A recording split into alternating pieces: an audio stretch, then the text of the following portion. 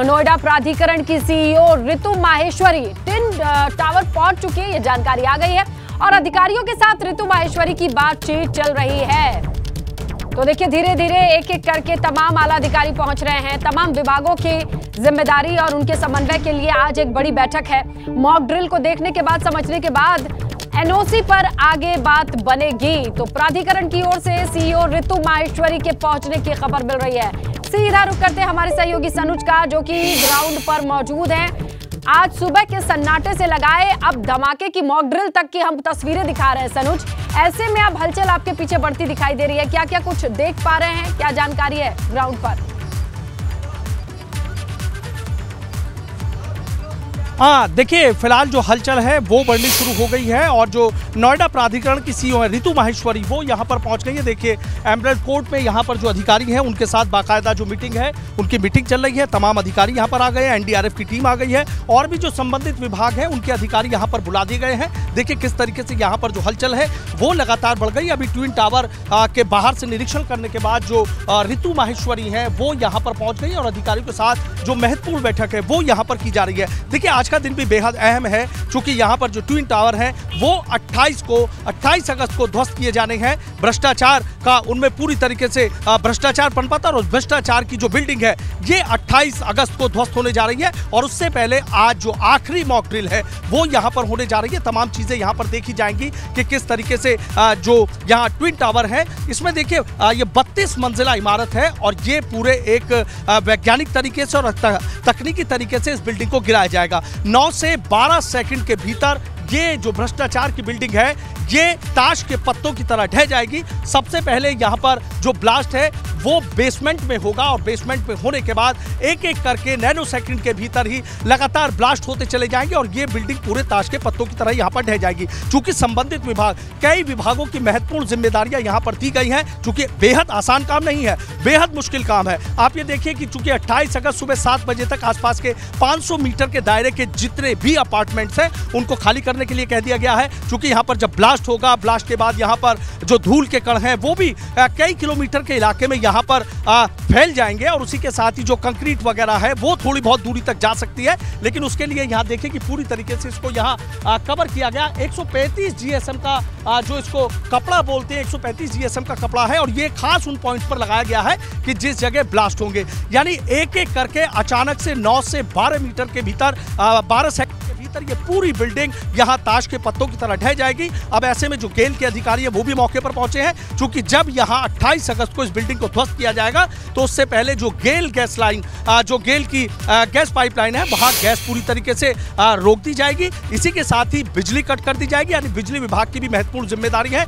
कई बिजली विभाग के अफसरों को यहाँ पर लगाया गया है। तो किस तरीके से पूरी चीजें रहेंगी, कितनी देर पहले बिजली काटी जा रही है, कितनी देर पहले यहाँ पर पानी बंद किया जाना है, कितनी देर पहले यहाँ पर गैस यहाँ पर बंद की जानी है, तो तमाम महत्वपूर्ण विभागों की बड़ी बड़ी जिम्मेदारियां हैं। एनडीआरएफ को भी यहाँ पर लगाया जाएगा और सबसे बड़ी बात यह है कि देखिए ये पूरा मैं रास्ता आपको दिखाना चाहूंगा कि फिलहाल ये रास्ता यहाँ पर ब्लॉक कर दिया गया है और ये रास्ता अब किसी के आने जाने के लिए नहीं है। सिर्फ जो अधिकारी है वो यहाँ आ जा रहे हैं। 500 मीटर का जो दायरा है वो उस दिन पूरी तरीके से यहाँ पर खाली रहेगा, किसी को यहाँ आने जाने की इजाजत नहीं रहेगी। अगर इमरजेंसी हो जाती है तो किस रास्ते से यहाँ से वाहन आएंगे, किस रास्ते से यहाँ पर वाहन जाएंगे, किस इलाके की कौन सा फीडर ऐसा होगा कि अगर उस फीडर से यहाँ बिजली काटी जाती है और कोई दिक्कत हो जाती है और खुदा न खास्ता किसी ट्रांसफार्मर में या किसी जगह कोई परेशानी आ जाती है तो फिर कौन से फीडर से यहाँ पर सप्लाई की जाएगी। और सबसे बड़ी बात यह है कि देखिए वाटर स्प्रिंकलर भी यहाँ पर बुलाए जाएंगे, क्योंकि जब ब्लास्ट होगा ये बिल्डिंग ताश के पत्तों की तरह ढाएगी यहाँ पर, तो उसके बाद जो धूल के कण होंगे वाटर स्प्रिंकलर का इस्तेमाल किया जाएगा। पानी के कई टैंकर भी यहाँ पर लगाए जाएंगे कि जल्द से जल्द जो धूल के कण हैं वो यहाँ पर बैठ जाएं। एनडीआरएफ की टीम है यहाँ पर और जो दमकल विभाग की टीम है वो भी है, पुलिस है, प्रशासन है और पर्यावरण प्रदूषण नियंत्रण बोर्ड की जो टीम है वो भी यहाँ मौके पर रहेगी, पूरा मौका मुआयना करेगी। और सबसे ज्यादा जो खास फोकस है वो इस बात को भी देखा जा रहा है, चूंकि देखिए अभी जो हवा है वो पश्चिम की तरफ बह रही है। अगर 28 अगस्त को भी इसी तरीके से रहता है तो जब ये बिल्डिंग ताश के पत्तों की तरह ढहेगी तो यहाँ देखिए कि ये चूंकि पश्चिम की तरफ हवा बह रही है तो यहाँ आपको कोई बिल्डिंग नजर नहीं आएगी। इधर एक बड़ा पार्क है, पेड़ पौधे हैं, तो जो धुएं का और जो धूल का गुब्बार है वो सीधा पश्चिम की दिशा से होते हुए इधर की तरफ चला जाएगा। यानी अगर 28 अगस्त में भी हवा पश्चिम की तरफ रही तो शायद ज्यादा दिक्कतें यहां पर नहीं आएंगी। सबसे बड़ी बात यह है कि देखिए जिस ट्विन टावर को गिराया जा रहा है ये 32 मंजिला है। 29 मंजिला एक इमारत है और 32 मंजिला दूसरी इमारत है। सबसे पहले जो 29 मंजिला इमारत है उसके बेसमेंट में ब्लास्ट किया जाएगा और उसके बाद एक एक करके फर्स्ट सेकंड थर्ड फ्लोर पर ब्लास्ट होने शुरू हो जाएंगे और उसी नैनो सेकंड में जो 32 मंजिला इमारत है उसमें भी एक एक करके ब्लास्ट होने शुरू हो जाएंगे।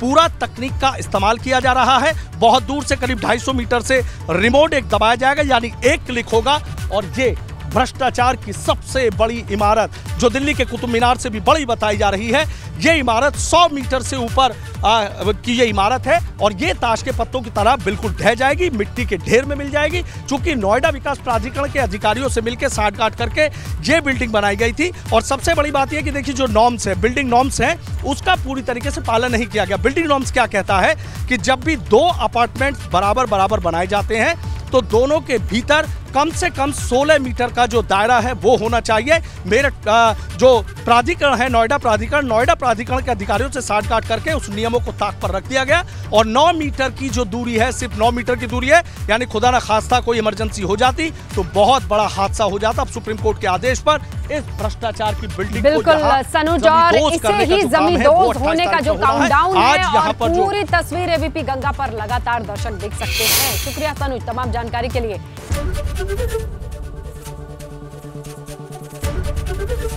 एबीपी गंगा, खबर आपकी, जुबान आपकी।